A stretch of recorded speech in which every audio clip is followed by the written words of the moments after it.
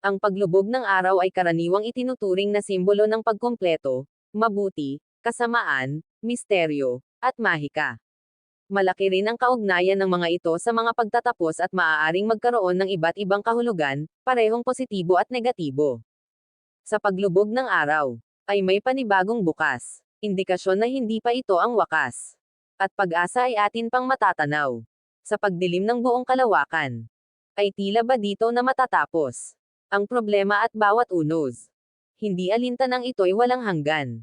Ang kulay dilaw at dalandang langit ay sumisimbolo sa makulay na buhay ng bawat isa, na kung minsay madilim at puro problema.